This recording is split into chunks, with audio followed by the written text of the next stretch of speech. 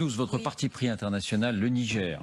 Alors, l'ultimatum du Niger expirait à minuit pour le départ de l'ambassadeur français. La France dit non, il ne partira pas parce que l'autorité légitime au Niger, ce ne sont pas les putschistes, c'est le président que vous gardez en quelque sorte en otage. Nous ne partirons pas. Vous dites, on ne peut pas abandonner le Niger, donc il faut continuer, entre guillemets, à résister. Bah oui, je sais que je suis tout à fait isolée avec cette idée-là, mais c'est pas tant qu'il ne faut pas abandonner le Niger, c'est qu'il ne faut pas abandonner la population nigérienne. C'est ça la réalité, et on le voit sur ce qui se passe au Mali, au Burkina Faso, parce que depuis quelque temps, on voit les tribunes, les indignations, les offuscations pleuvoir sur la France, sur son attitude paternaliste, résidu bien entendu de colonialisme, et que la France ne veut pas laisser le Niger prendre son envol et son indépendance. Et ce matin, Emmanuel Macron s'adressait aux ambassadeurs, très longue intervention, où effectivement il a nié tout paternalisme, et il a dit pas de paternalisme ni faiblesse, et ce qui explique que notre ambassadeur Sylvain Ité, qui le Niger a demandé son départ, et la France dit non, il reste en poste. On peut aussi saluer son courage, parce que vous avez vu les images, comme l'ambassade de France est pris comme cible par quelques manifestants. N'oublions pas que ça reste une minorité. Alors pourquoi moi je vous dis qu'il ne faut pas partir,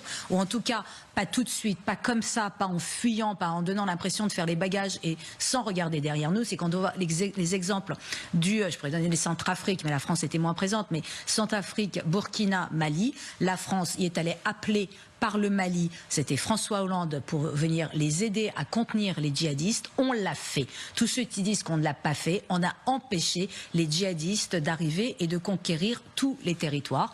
On remarquera que depuis le départ des soldats français, depuis la fin de l'opération Barkhane, eh bien, ils sont de plus en plus là. Et l'une des raisons pour lesquelles ils n'ont pas encore réussi à s'implanter plus que ça, c'est parce que Al-Qaïda et l'État islamique, ils sont en pleine lutte intestine. C'est ça qui les ralentit, et c'est certainement pas l'inertie des États africains concernés, parce que c'est ça qui a empêché aussi la victoire contre les islamistes. Et je dis, on ne s'en va pas non plus, parce qu'aujourd'hui, il y a quand même une donnée supplémentaire, et ce sont les mercenaires Wagner. Alors, en termes de pillage des ressources naturelles et d'exaction des populations, on ne peut pas humainement laisser faire ça. C'est-à-dire qu'on abandonne les populations locales prises en étau entre les exactions de djihadistes, les exactions des mercenaires Wagner, le tout chapeauté par l'inertie des États. Alors, c'est quand même facile après de venir reprocher à la France de ne pas être à la hauteur des droits de l'homme, de la démocratie, et lui dire, bon, bah, maintenant tu fais tes bagages, tu t'en vas et t'abandonnes tout ce bon monde-là. Un jour, on va reprocher à la France en disant, vous êtes quand même pas beaucoup battus. Et là, en l'occurrence, sur le Niger plus particulièrement, et c'est là où ça me met un petit peu en rage, c'est que le président Mohamed Bazoum est l'un des rares à avoir été élu démocratiquement. Donc là, on parle du président du Niger qui a été destitué par les putschistes. Exactement. Et qui est en prison. Il est détenu, disons-le. Le Niger, depuis 1960 et son indépendance, c'est 4 coups d'État. C'est un nombre incalculable de tentatives de coups d'État. Ce président est élu, et je vais vous dire, ce qui est rageant, c'est qu'il faisait le job, familièrement parlant. Je veux dire, il était en plein dans l'assainissement de l'État, d'essayer d'arrêter la corruption, parce que la manne pétrolière va arriver, parce qu'il faut aussi prendre ça en compte. C'est ça aussi qui fait, qui plaît aux putschistes, c'est qu'ils ont envie de mettre. Alors la France ne doit pas abandonner le Niger, quitte à s'exposer à ces critiques qu'on entend partout. Qu'on s'expose. La France néocoloniale, la France paternaliste. Ça ne sera pas la première fois, et nous ne sommes pas sur ce coup-là, les Américains. Je veux dire, quand un président a fait le job, quand il était en train de redresser les niveaux sécuritaires, quand il était en train de résorber, comme aucun dirigeant africain ne l'a fait depuis longtemps, la corruption, soutient, et nous ne sommes pas les Américains. Les Américains, parce que tout le nœud est là. Les Américains, ils n'ont pas prononcé. Alors vous savez ce qu'ils disent? Ils disent pas coup d'État, parce que s'ils disaient coup d'État, il faudrait couper l'aide humanitaire.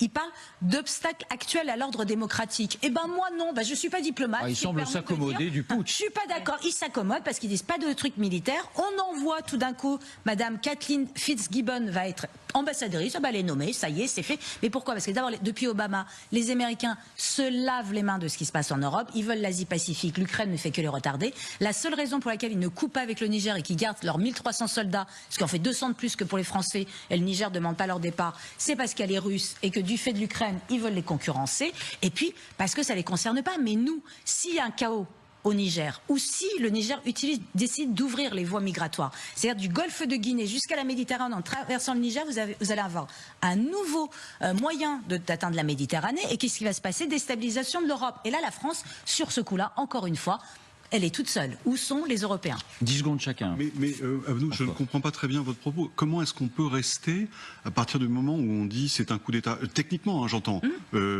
On va se faire foutre dehors, non? On va se foutre dehors, qu'on a les mais moyens, je voilà. préférais qu'on se fasse foutre dehors, mais qu'on maintienne notre ambassadeur et qu'on tienne, et qu'on ait l'air de dire qu'on n'abandonne pas la population un maximum, plutôt que de faire nos valises et partir sans regarder derrière nous. Bon, moi, je serais sur cette position, mais en fait, je sais que ça va très mal se finir et que c'est une sorte de position sacrificielle et que, en réalité, est-ce qu'on a les moyens de cette politique-là? C'est-à-dire que 1300 hommes qui... Moi, devant l'histoire, on ne le reprochera pas. Oui, mais on nous reproche tout déjà. On nous reproche tout déjà. Alors qu'on est allé au Mali, qu'on a fait le job, comme vous l'avez dit, on nous reproche déjà. Donc c'est vraiment une question assez délicate parce que il y a un peu l'envie de dire, ok, vous voulez, vous voulez vous débrouiller tout seul et vous voulez, bah écoutez, tant pis, bye bye.